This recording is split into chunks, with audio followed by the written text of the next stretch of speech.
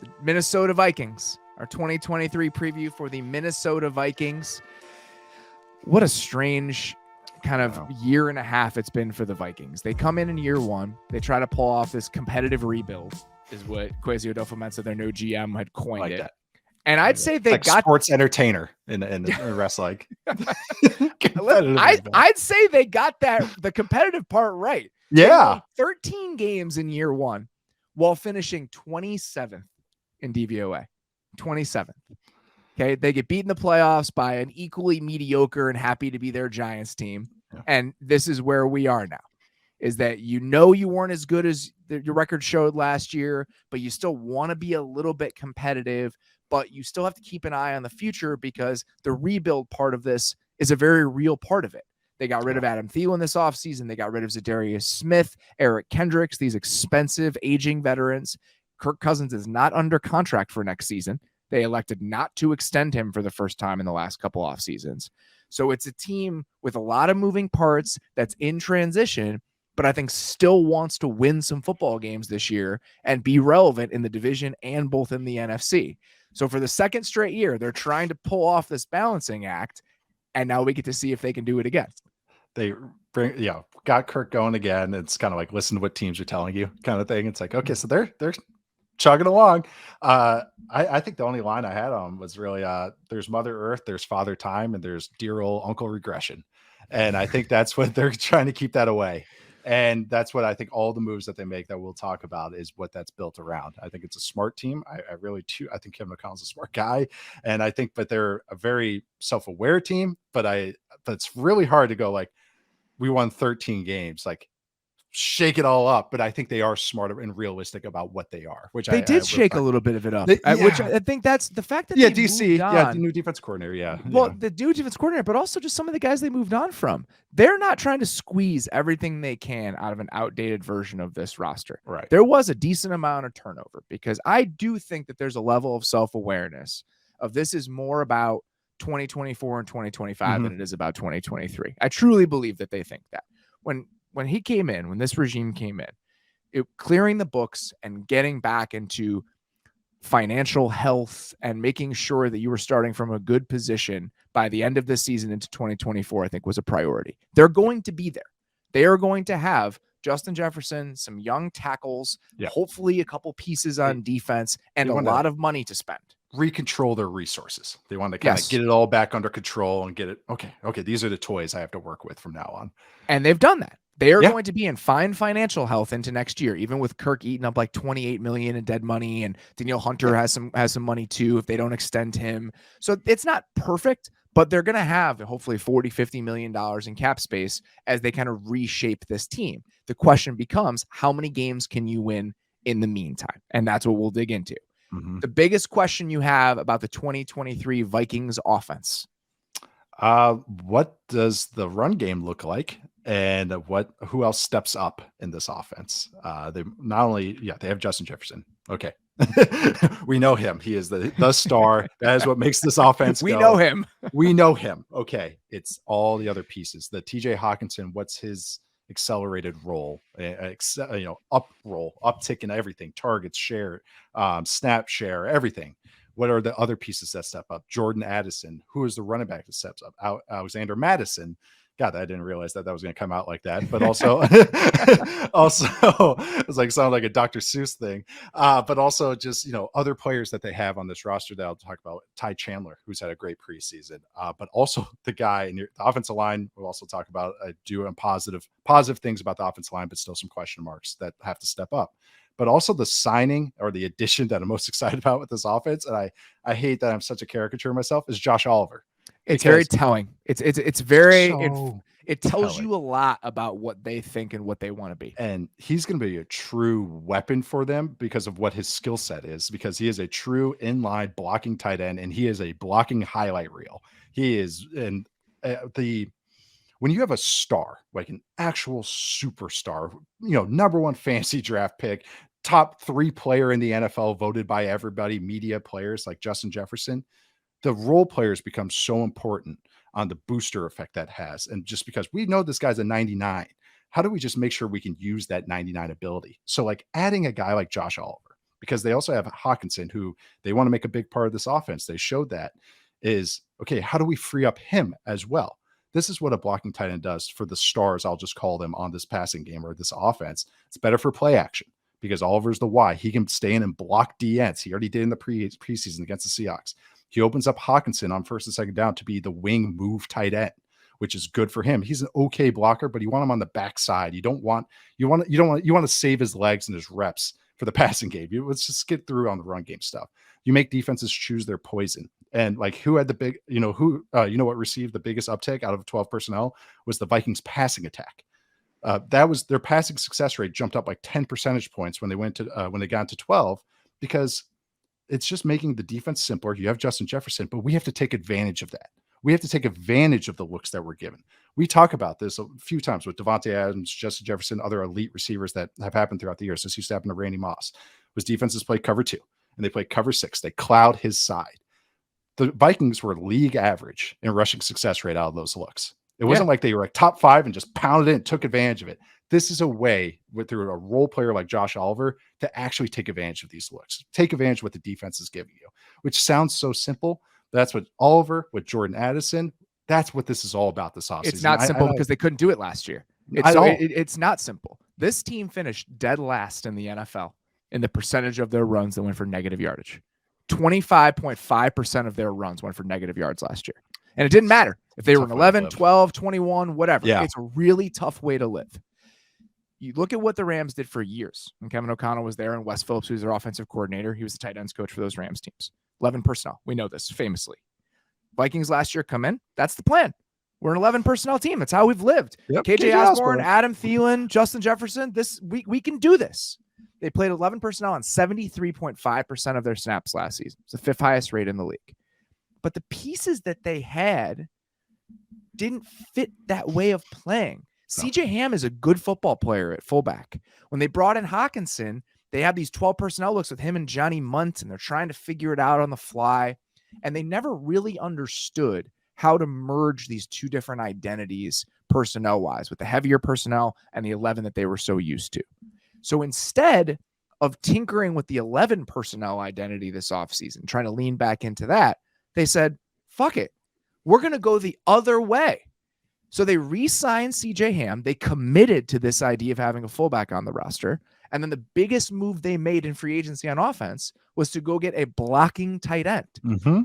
And so now you have a fully crystallized view of what you want your run game to be with these pieces. Hockenson came over mid-season last year. Yeah. So even those run concepts they're trying to figure out on the fly. So now you have this 12 personnel grouping and 21 with CJ Ham. Last season, teams played nickel to the Vikings 12 personnel 75% of the time. If teams do that this year, they're going to beat the shit out of them. That is the goal. And if you can't, then it's over. Then it doesn't matter.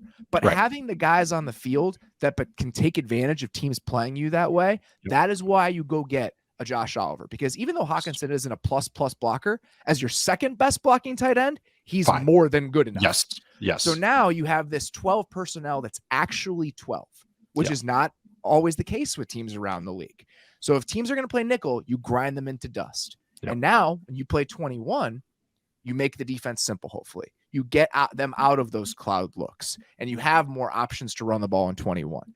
And now, can you get into tempo out of those 12 personnel looks? Can you get into tempo out of those 21 personnel looks? So the goal for them now is to use these different personnel groupings and these different looks to dictate to the defense more than they could last year.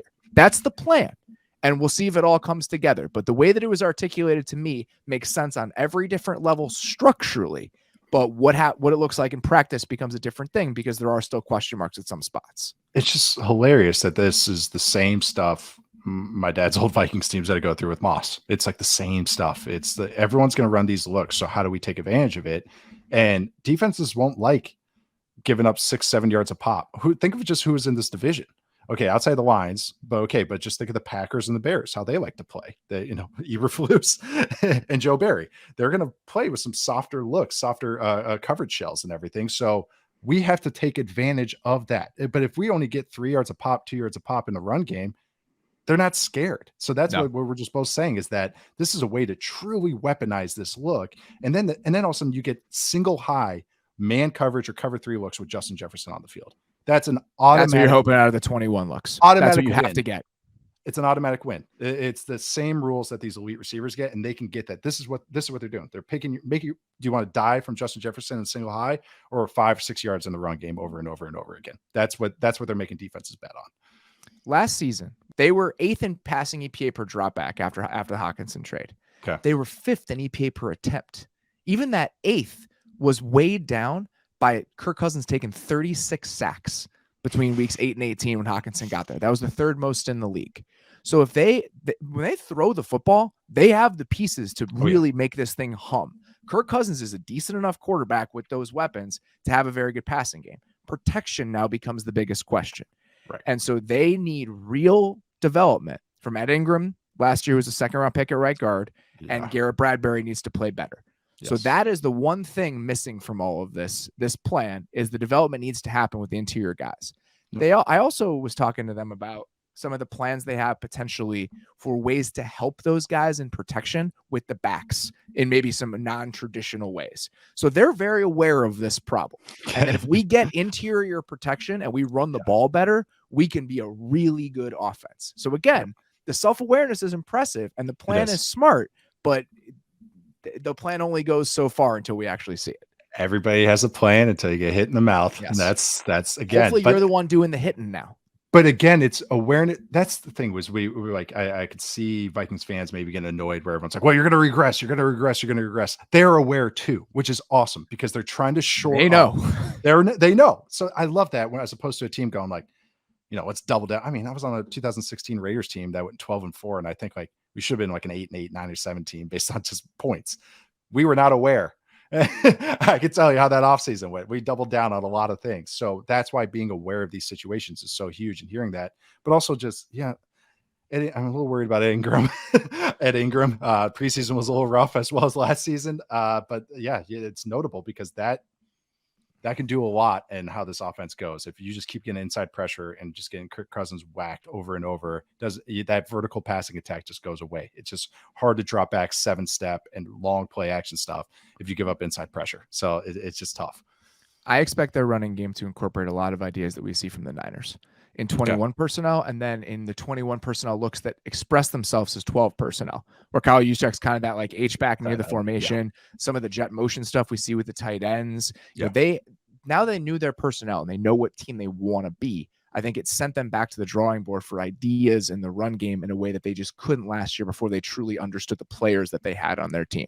It happens with year one regimes. It's just something that you have to sort through in your first season together. And now that they've had some time to think about and reflect, these are our best players. This is how we use them. I think there's more of a distilled vision for what they want the run game specifically to be. I will be very interested. This is just one last thing that's more of just a note, is when they're in 21-12, when KJ Osborne's on the field, how many times they run the ball, those looks, because he's in there to block. And you're not bringing Addison in to block. They tried it. They experimented with it with the Seahawks, and they're like, okay, we can't get through with this. So I just want to see if that becomes a tell for them. It's like KJ Osborne's on the field, run it down their throats, because he is a good blocker. So that's just one kind of note I had. Something I'm keeping an eye on for the first 6 weeks. Biggest question you have about the Minnesota Vikings defense in 2023?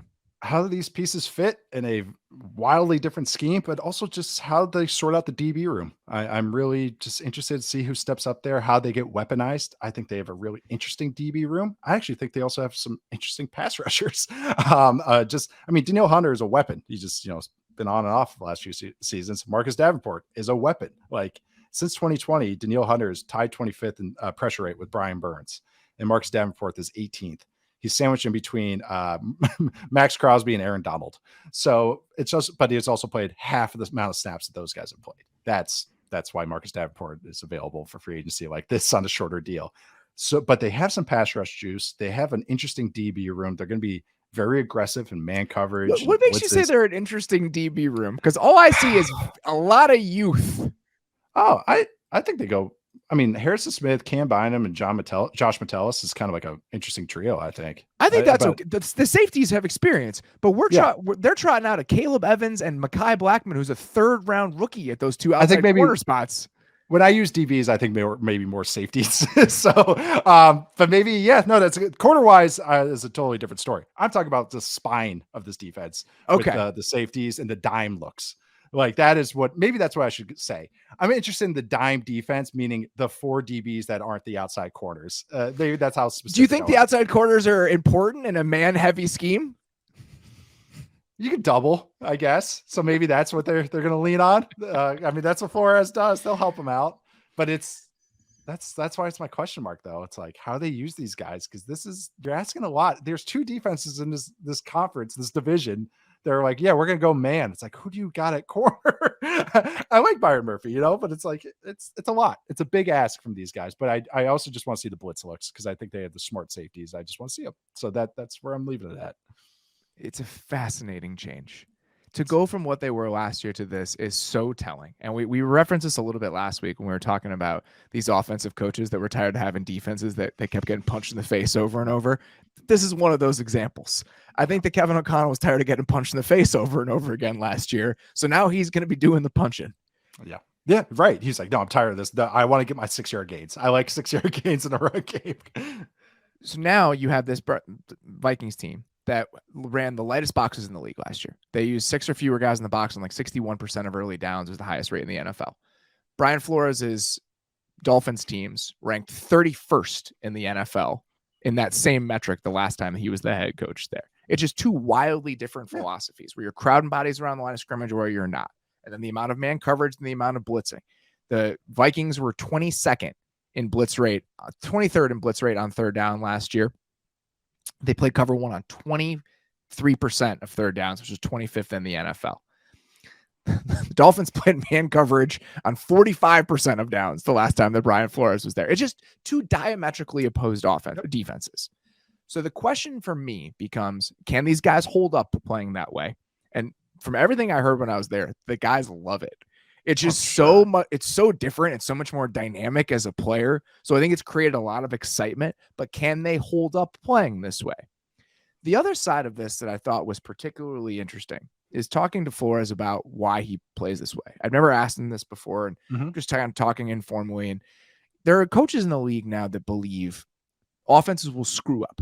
If you make them earn it enough, eventually there will be a negative play. There will be a penalty, there'll be a fumble, there'll be an incompletion, and you can win as a defense. Flores, I think at his core, believes that offenses will execute. And I think part of that is probably the education of having to play against Tom Brady in practice for all of those years. And so, but that's what he believes. So you need to create Bill Belichick's line and Saban's line about playing against Dan Marino. That's like that builds out their whole defense. That break on the ball shit doesn't work. Yeah, break on the ball shit doesn't work. Yeah, that's probably just deep in his DNA. And that is the New England part of this, from both Brady and Belichick. And so they think we need to create negative explosive plays on defense. So that is in his core. That is not going to change. What I wonder if it is going to change is 2 things. Now that he's playing with an offensive-minded head coach, him and Kevin O'Connell in the offseason had some, I think, productive conversations about where Kevin was kind of explaining to him, this is what is hard for me. This is what makes it really difficult on me that maybe be a compliment to what you already do. So that perspective from an offensive-minded head coach, Brian Flores has never had that. When he was in Miami, the offensive staff was constantly in flux. In New England, obviously, Bill Belichick had so much of a hand in what they did. So I think that perspective is particularly interesting. And the other thing is that when he was in Pittsburgh last year, the Steelers don't play the way that those Dolphins teams did. It's a very different style of defense. So I think that there are a couple little nuggets that, again, are complementary to the way he wants to play that he has taken from what that Pittsburgh experience was. So maybe could there be a timeline here where you get all the benefits of playing this way, plus a couple fewer drawbacks because of the perspective your head coach can bring and some of the experiences you had last year in Pittsburgh. I think that is the optimistic case about why this could maybe be more effective and less gash heavy than some of the moments in Miami were at the end. Yeah. And having players helps. That's also a huge component of all this. I love like there's something about fired head coaches are really interesting to talk about that are like still successful as coordinators. Again, another head coaching spot I'm sure you have found over the years because they become so reflective. And I love hearing kind of like that, like here kind of going like, okay, I go into Steelers time and everything that's happened with Flores. So, but I also just think his bones are his bones as far as that will not change. Exactly. And that is not going to change. I think he's a great coach. And that's what I don't want to just say like poo poo all over this. It's just that I also just you have to be realistic with the horses. There are ways to mitigate it. There are, but it's just, do they have enough guys that can, make plays in these opportunities? You still need players to take advantage of all of that. So that is just what's so curious with this group, because while it's interesting, still don't know what the level that they can play at is. I think the goal is you're so chaotic that you can make enough happen on defense while being really good on offense. That's the recipe. I don't know if it works, but I think that's the mindset. One other thing about the defense that's worth mentioning when we're talking about the defensive backs, two names we did not bring up are Lewis Seen and Andrew Booth, who were drafted in the first and second round, respectively, in 2022. Neither of these guys is cracking the starting lineup this year, despite being in year 2. That's disheartening. Yeah. You traded down. We talk about the Jamison Williams pick. That was the pick. You trade down to get those 2 more, process, totally understand it. Mm-hmm. Eventually, guys need to be players as part of that process. And the fact that this was year 1 and draft 1, and those first 2 picks in their second seasons haven't emerged, that's not great. That is a bad note on which to start. And Ed Ingram's the other second rounder. So but no, that's one of these Georgia defenders is going to do something one of these days. But it's honestly, but you look at it, that's very true. I'm more high on Jay Ward, who they drafted from LSU, than I am on Seen so far. Like just his auxiliary, like his usefulness and versatility. So no, it's worth noting because they need, you need contributors out of these draft picks as opposed to just being on the bench and being special teamers. That's not why you draft them so high. So it's just a tough way to live again. X factor for the 2023 Vikings. Who do you got? I got the run game and overall offensive identity. That's kind of what I'm going with here. I think the run game, like we've talked about, was simply meh. There was flashes of maybe figuring things out, but I think this discussion that we have with their whole offensive side is why I'm very curious. And I actually am a little optimistic with it too. Like I think it's going to be a very interesting because of the components they've added. But it's an X factor, absolutely, because it's something I'm going to be watching every week, probably until proven otherwise. I'm excited about the plan. And we'll see if it comes together, but I'm excited about the plan. Yeah, X factor is not always bad, guys. It's just something. It's the biggest circle that we kind of have on something. That's what that is. I've got Marcus Davenport. Oh, nice. When he's been healthy and he's been right, he's been a really effective player. It's a worthwhile bet with both him and Byron Murphy. If you look at the free agents that the Vikings went out to get, it was guys who were hopefully at the beginning of the age curve, not on the other side of it. Murphy's 25, Davenport's 26. So if these guys sign extensions and you get them for the back half of their prime. So it's not filling stopgap spots. It's not getting stopgap free agents that are 31, 32 years old. You're hopefully getting guys who can be a part of what you're building, which I think is a thoughtful way. And it was a thoughtful way for them to approach free agency. And Marcus Davenport kind of exemplifies that. I like those moves. Like actually, for a team that's trying to bridge 2 things, those are the types of guys that make sense. Those are high upside moves. I'm with you. Like, you get out of them easy, like no harm, no foul. And then like you have a chance to hit a home run. I think that's exactly right. Understood those moves completely. Yeah. So, and Davenport is a guy that when he's been on the field, he's been pretty good. In 2021, he was one of the most effective per snap pass rushers in the league, like you alluded to. So, if he's on the field for 17 games with Danielle Hunter, and they can get one of those young guys to hit, then it's like, okay, can we be the 20th best defense in the league? And I don't think that that's crazy if he is a plus player for them all year. Right. Breakout candidate for the Vikings. I'm calling my shot here. This is I'm going with Ty Chandler. They're at right now their backup running back. I've seen Madison play, and I think he's just fine. I really do. I think he's fine. He's fine. But I think Chandler actually has some juice. I liked him out of North Carolina. I think he's looked great in the preseason. He's a good pass catcher. I compared him to Lamar Miller coming out. And I'm what a fun player Lamar Miller is. And I'm not saying a star or anything, but I do think he can take this role and run with it, especially the day 3 running back they took, Dwayne McBride, hasn't kind of really shown as much as I was hoping in this system. But Chandler has. And I'm going to call my shot a little bit right here, but he's gonna be my breakout player for the Vikings. I love that. I love that. He definitely has a lot more burst than Alexander Madison has. And I think the bet with Alexander Madison is that we don't need to be explosive. We just need to be efficient running the ball. Right. If he can just get what's there, then that works. But eventually that runs out of road. Eventually you want a little bit more pop from that position. Block for 4 and he gets 4, or block for 8 and he gets 4. You're like, oh man, it's the same conversation as the Bengals are having with Joe Mixon. Exact same conversation. Yes. I'm going with Brian Asamoah. Second year linebacker. He's just a heat-seeking missile, man.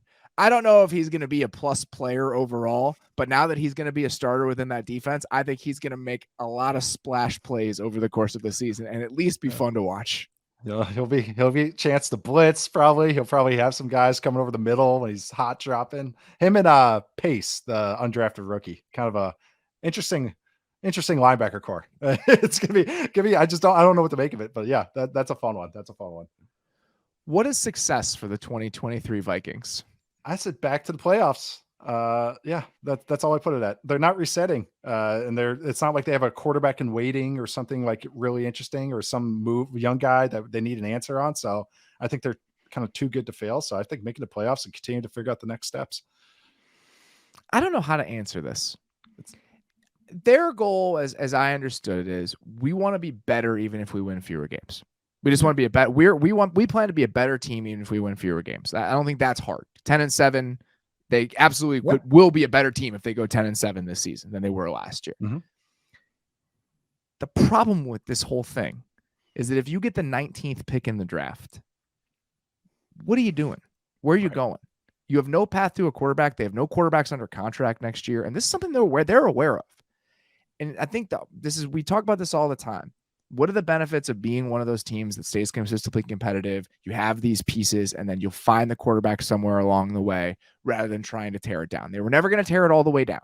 So now it just becomes a question of what are the benefits of being 10-7, and can we find the quarterback somewhere? That's going to be the challenge that they have this offseason, because I think they can be a playoff team. The question becomes, to what end? You're a playoff team. Now what? So what? And that's going to be the main kind of looming question for this team as it exits out of the Kirk Cousins era, which I think is going to happen after this season. When you said now what, this is not like a professional way to end this point, but when you said now what, they remind me of Finding Nemo at the very end when they escape, the fish escape, and then they're just all in this bubble. They're like, yeah. Now what? That's the 2023 Vikings. Sorry to. Why I was a little bit surprised. Childlike wonder of your point, but sorry, that's where my mind went when you said that. It's why I was a little bit surprised that they were not in on Trey Lance, and then they did not make the Trey Lance moves, because I thought that they were a team that would potentially do it. But that's a conversation for a different podcast. I know. We'll talk about Trey Lance when we talk about the Cowboys later this week. Right there with you.